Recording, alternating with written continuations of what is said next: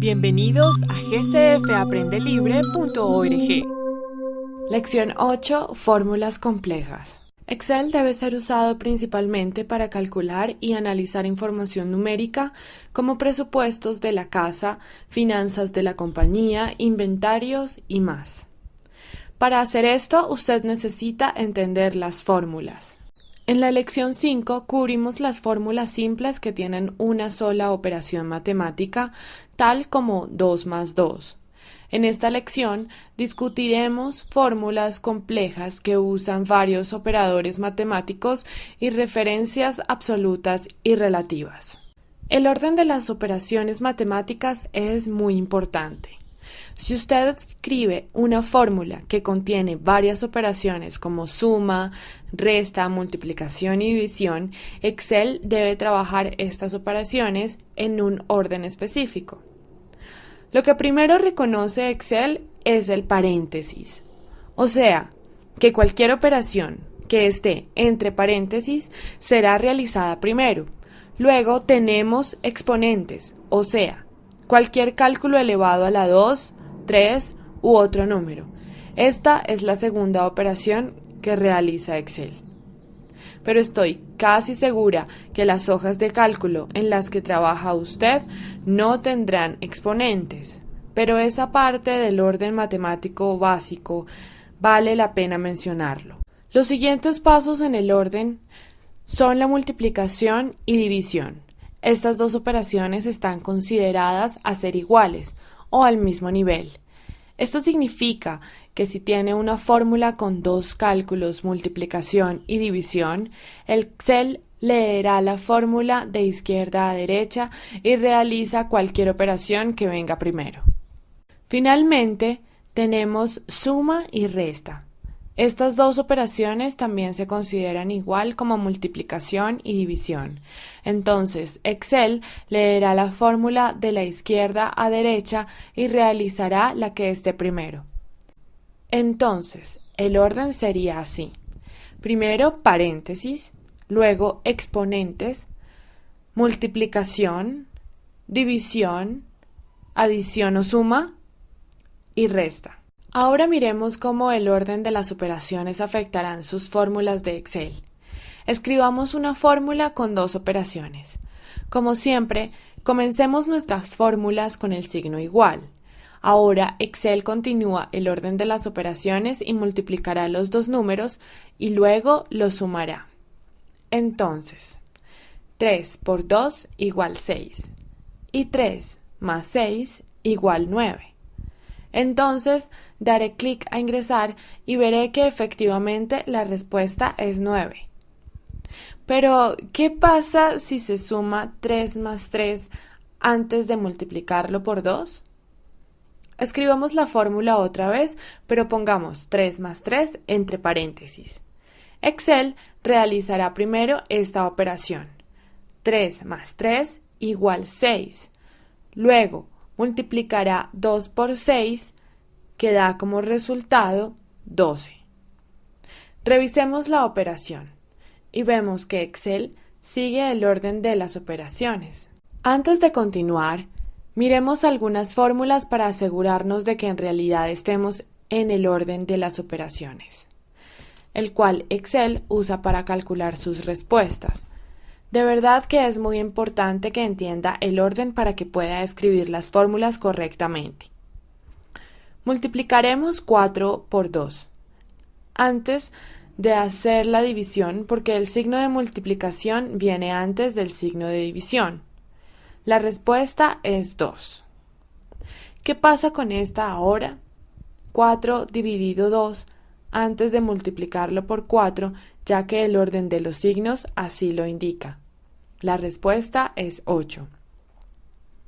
Ahora, añadamos un paréntesis para ver cómo cambia el problema. Necesitamos resolver primero lo que esté entre paréntesis y dividir ese resultado por 4. La respuesta es 0.5. Ahora, ¿qué pasa con esta? Multipliquemos 2 por 4 antes de hacer la resta porque el signo de multiplicación está primero que el signo de la resta. Entonces, 2 por 4 igual 8. Siguiendo con el orden, 4 menos 8 igual a menos 4 o 4 negativo. Bueno, ya que entendimos el orden de las operaciones y hemos escrito algunas fórmulas, veamos cómo funciona en una hoja de cálculo usando la referencia de celdas en vez de los números. Una referencia de celdas es la dirección de la celda. Es el nombre de la celda basada en su ubicación. Esta celda es donde la columna G y la fila 6 se encuentran. Entonces, la referencia de la celda o dirección es G6. Si en algún momento no está seguro de la referencia de la celda, puede mirar en el cuadro de nombres, el que está a la izquierda de la barra de fórmulas. Digamos que queremos calcular cuánto estoy gastando por tazón. Escribamos la fórmula aquí en la celda H6. Escribimos el signo igual para comenzar. Ahora, ¿qué tenemos que hacer para calcular esto? Ya que tenemos solo una caja de tazón de helado pequeño y mediano, solo tenemos que sumar los dos montos para calcular cuánto gastamos en los tazones. Para hacer esto, usando la referencia de celdas, seleccionemos G6, escribimos el signo de suma y luego seleccionamos G7. Para saber cuánto pagamos por cada tazón, tenemos que dividir por el total de tazones que tenemos. Para calcular cuántos tazones tenemos, debemos sumar las celdas D6 y D7. Ahora, ¿ve un problema con esta fórmula? Queremos dividir el total de dinero que gastamos por el total de tazones y así poder calcular cuánto gastamos por tazón. ¿Esta fórmula hace eso por nosotros? No lo hace.